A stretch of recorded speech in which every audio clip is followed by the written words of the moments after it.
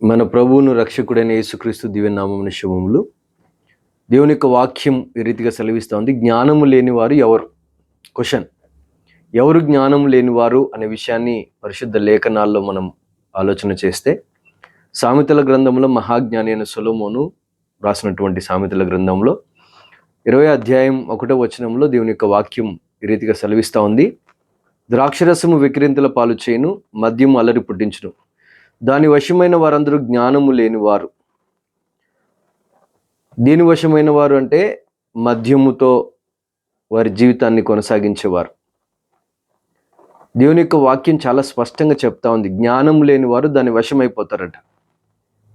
మరి నువ్వు జ్ఞానం కలిగి ఉంటే చాలా జాగ్రత్తగా ఉండాలి. ప్రియదేవుని బిడ్డలారా, తయారు చేయబడినటువంటి దాని మీద కూడా ఒక మాట రాస్తారు, మద్యము ఆరోగ్యానికి హానికరమని, సిగరెట్ ఆరోగ్యానికి హానికరమని దాని మీద హెడ్లైన్స్తో రాసి పెడతారు. అయినా మనుషులు వాటి వెంట పడుతూ ఉన్నారు. వారంతా ఎవరు అంటే దేవుని యొక్క వాక్యం చెప్తా ఉంది, జ్ఞానము లేనివారు అంటున్నాడు దేవుడు. ఎఫెసీ పత్రిక 5వ అధ్యాయం 18వ వచనంలో కూడా పరిశుద్ధుడైన పౌలు ఎఫెసీ సంఘంతో చెప్తాడు, మరియు మద్యముతో మత్తులయుండకుడి, దానిలో దుర్వ్యాపారము కలదు అంటున్నాడు. మద్యముతో మత్తులయుండొద్దు, దాంట్లో ఏముందంట? దుర్వ్యాపారం. అయితే ఆత్మపూర్ణులయుండుడి అంటున్నాడు. చూడండి, జ్ఞానం లేని వారు దాని వశమైపోతారు.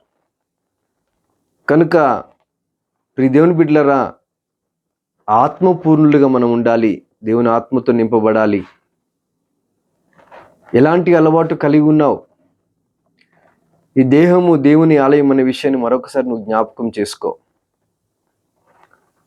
ఈ దేవుని ఆత్మకు నివాసం, దేవుని ఆలయం పరిశుద్ధమైనదనే విషయాన్ని చాలా జాగ్రత్తగా నువ్వు మన హృదయంలో మాటను ఉంచుకోవాలని ప్రభుపేట మనవి చేస్తూ ఉన్నాను. జ్ఞానము లేని వారు మద్యానికి అలవాటు పడిపోతారు, దాని వశమైపోతారు. నువ్వు జ్ఞానము కలిగిన వాడివైతే దాని నుండి విడుదల పొందుతావు ఈరోజు. కనుక వినినటువంటి మాటలు ప్రాణాత్మ దేహములో దేవుడు కార్యము జరిగించునుగాక. God bless you.